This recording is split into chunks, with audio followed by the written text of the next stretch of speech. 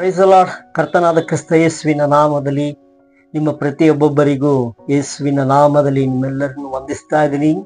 ಪ್ರಿಯರಾದವರೇ, ನಿಮ್ಮ ಪ್ರೀತಿಯ pastor Anthony Raj.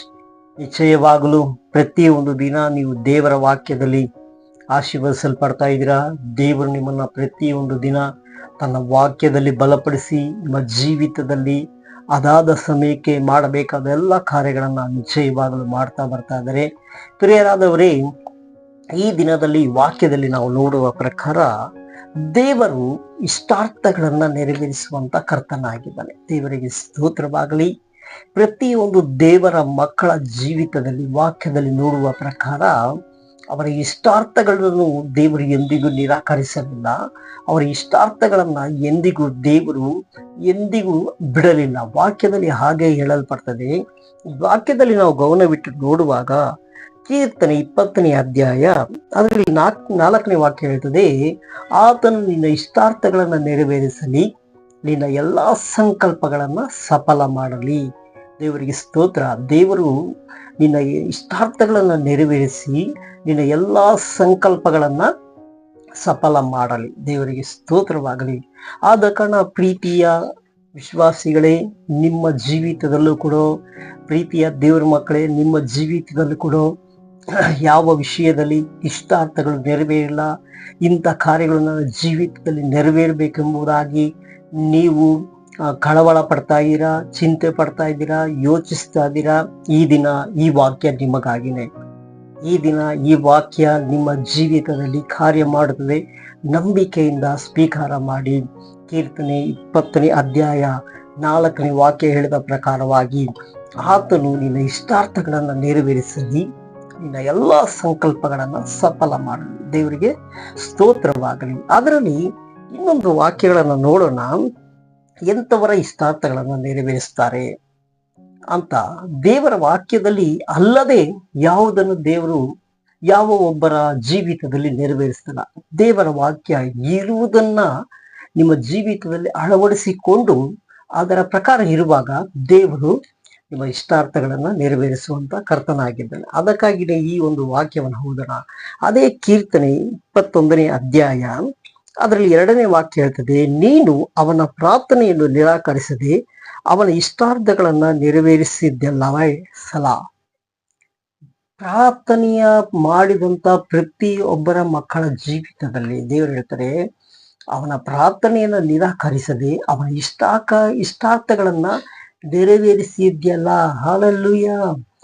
ದೇವರ ಮಕ್ಕಳ ಜೀವಿತದಲ್ಲಿ ಪ್ರಾರ್ಥನೆ ಮಾಡಿ ಯಾವ ಇಷ್ಟಾರ್ಥಗಳು ನೆರವೇರ್ಬೇಕಂತ ಇದೆಯೋ ಅದನ್ನು ಇಲ್ಲಿ ಪ್ರಾರ್ಥನೆ ಮಾಡುವಂತ ಮಕ್ಕಳ ಜೀವಿತದಲ್ಲಿ ದೇವರು ಇಷ್ಟಾರ್ಥಗಳನ್ನ ನೆರವೇರಿಸುವಂತ ಕರ್ತನಾಗಿದ್ದಾನೆ. ಪ್ರಿಯರಾದವರೇ, ಈ ವಾಕ್ಯವನ್ನ ನಂಬಿ ದಿನದಲ್ಲಿ ಪ್ರಾರ್ಥನೆ ಮಾಡುವಂತ ಧೈರ್ಯ ಮಕ್ಕಳೇ, ಪ್ರಾರ್ಥಿಸಿಕೊಳ್ಳುವಂತ ಪ್ರಾರ್ಥನೆಯ ವೀರರೇ, ದೇವರ ವಾಕ್ಯದಲ್ಲಿ ಯಾವಾಗಲೂ ಸ್ಥಿರವಾಗಿ ಬಾಳುವಂತ ದೇವರ ಮಕ್ಕಳೇ, ಸಮಸ್ಯೆಗಳಲ್ಲಿ, ಹೋರಾಟಗಳಲ್ಲಿ, ಚಿಂತೆಗಳಲ್ಲಿ ಯಾವುದೇ ವಿಷಯದಲ್ಲಿ ಕಳವಳ ಪಡಬೇಡಿ. ಈ ವಾಕ್ಯ ನಿಮ್ಮ ಜೀವಿತದಲ್ಲಿ ಕಾರ್ಯವನ್ನ ಮಾಡುವಂತದ್ದಾಗಿದೆ. ಇನ್ನೊಂದು ವಾಕ್ಯ ಕೂಡ ನಾನು ಹೇಳ್ತೀನಿ ನೋಡಿ. 37ನೇ ಕೀರ್ತನೆ ಅದರಲ್ಲಿ 4ನೇ ವಾಕ್ಯ ಹೀಗೆ ಹೇಳ್ತದೆ, ಆಗ ಯೆಹೋವನಲ್ಲಿ ಸಂತೋಷಿಸುವೆ, ಆತನ ಇಷ್ಟಾರ್ಥಗಳನ್ನ ನೆರವೇರಿಸುವುದು. 2ನೇದಾಗಿ ಹೇಳ್ತದೆ, ದೇವರಲ್ಲಿ ಸಂತೋಷಿಸುವಾಗ ದೇವರು ನಿನ್ನ ಇಷ್ಟಾರ್ಥಗಳನ್ನ ನೆರವೇರಿಸುವಂತ ಕರ್ತನಾಗಿದ್ದಾನೆ. ದೇವರಲ್ಲಿ ಸಂತೋಷಿಸುವುದು ಹೇಗೆ? ಆತನ ಚಿತ್ತದ ಪ್ರಕಾರ ಬಾಳು. ದೇವರಲ್ಲಿ ಸಂತೋಷಿಸುವ ಪ್ರಕಾರ ಹೇಗೆ? ಆತನು ಹೇಳಿದ ಮಾರ್ಗದಲ್ಲಿ ನಡೆಯುವುದು. ದೇವರಲ್ಲಿ ಸಂತೋಷಿಸುವುದು ಹೇಗೆ? ದೇವರು ಹೇಳಿದ್ದನ್ನೆಲ್ಲ ನನ್ನ ಜೀವಿತದಲ್ಲಿ ನಾನು ಪ್ರಕಾರ ಬಾಳ್ತೀನಿ ಎಂಬುದಾಗಿ ಇರುವುದೇ. ಆಗ ದೇವರು ಹೇಳ್ತಾರೆ, ಯೆಹೋವನಲ್ಲಿ ಸಂತೋಷಿಸುವೆ, ಆತನಿನ ಇಷ್ಟಾರ್ಥಗಳನ್ನ ನೆರವೇರಿಸುವನು. ದೇವರಿಗೆ ಸ್ತೋತ್ರವಾಗಲಿ. ಅದೇ ರೀತಿಯಾಗಿ ನೋಡಿ, ಫಿಲಿಪ್ಪರಿಗೆ ಬರೆದ ಪತ್ರಿಕೆ 4ನೇ ಅಧ್ಯಾಯ 4ನೇ ವಾಕ್ಯ ಕೂಡ ಹೀಗೆ ಹೇಳ್ತದೆ, ಯಾವಾಗಲೂ ಕರ್ತನಲ್ಲಿ ಸಂತೋಷಿಸಿ. ಹಲ್ಲೆಲೂಯಾ. ಫಿಲಿಪ್ಪ ಹೇಳ್ತಾನೆ, ಯಾವಾಗಲೂ ಕರ್ತನಲ್ಲಿ ಸಂತೋಷಿಸಿ. ಯಾಕಂದ್ರೆ ದೇವರಿನಲ್ಲಿ ಸಂತೋಷ ಪಡುವಾಗ ದೇವರು ನಿಮ್ಮ ಇಷ್ಟಾರ್ಥಗಳನ್ನ ನೆರವೇರಿಸುವಂತ ಕರ್ತನಾಗಿದ್ದಾನೆ. ಪ್ರಾರ್ಥಿಸೋಣ. ನಿಮ್ಮ ಪ್ರತಿಯೊಂದು ಇಷ್ಟಾರ್ಥಗಳು ನಿಮ್ಮ ಜೀವಿತದಲ್ಲಿ ನೆರವೇರಬೇಕಾದ ಸಕಲ ವಿಧವಾದ ಕಾರ್ಯಗಳು ಅದಾದ ಸಮಯಕ್ಕೆ ನೆರವೇರಲಿ ಎಂಬುದಾಗಿ ನಿಮ್ಮ ಒಂದು ಆಶೀರ್ವಾದಕ್ಕಾಗಿ ಪ್ರಾರ್ಥಿಸ್ತೀನಿ. ಅಪ್ಪ, ಪರಿಶುದ್ಧವಾದ ಒಳ್ಳೆ ತಂದೆಯೇ, ನಿಮ್ಮನ್ನು ಸ್ತುತಿಸ್ತಾ ಇದ್ವಿ, ಕೊಂಡಾಡ್ತಾ ಇದ್ವಿ. ಈ ಮಕ್ಕಳ ಜೀವಿತದಲ್ಲಿ ದೇವರೇ ಪ್ರತಿಯೊಬ್ಬೊಬ್ಬರಿಗಾಗಿ ನಾವು ಪ್ರಾರ್ಥಿಸ್ತಾ ಇದ್ದೀವಿ. ದೇವರೇ, ಈ ಮಕ್ಕಳನ್ನು ದೇವರೇ ನಿನ್ನ ವಾಕ್ಯದಲ್ಲಿ ಹೇಳುವ ಪ್ರಕಾರ ದೇವರೇ ಸ್ವಾಮಿ, ದೇವರೇ ನೀ ಯೆಹೋವನಲ್ಲಿ ಸಂತೋಷಿಸಿರಿ, ಆತನಿಂದ ಇಷ್ಟಾರ್ಥಗಳನ್ನು ನೆರವೇರಿಸ್ತಾನೆ. ಹೌದು ಸ್ವಾಮಿ, ದೇವರೇ, ಈ ಮಕ್ಕಳ ಜೀವಿತದಲ್ಲಿ ಇರುವಂತ ಇಷ್ಟಾರ್ಥಗಳು, ಆಸೆಗಳು, ಬಯಕೆಗಳು ನಿನ್ನ ವಾಕ್ಯಕ್ಕೆ ಅನುಸಾರವಾಗಿ ನೆರವೇರಲಿ ಎಂದು ನಾನು ಪ್ರಾರ್ಥಿಸ್ತಾ ಇದ್ದೀನಿ. ಹಾಗೆ ನೆರವೇರಿಸಿ ಆಶೀರ್ವಾದ ಮಾಡು. ಎಲ್ಲ ಕುಂದುಕೊರತೆಗಳನ್ನು ತೀರಿಸಿ ಸಕಲ ವಿಧವಾದ ಕಾರ್ಯಗಳಿಂದ ಈ ಮಕ್ಕಳನ್ನ ಬಲಪಡಿಸಿ ಆಶೀರ್ವದಿಸಿ ನಡೆಸು. ಸಕಲ ಸ್ತುತಿಗನ ಮಾನ ಮಹಿಮೆ ನಿನಗೆ ಉಂಟಾಗಲಿ, ಯೇಸುವಿನ ನಾಮದಲ್ಲಿ ತಂದೆಯೇ, ಆಮೇನ್.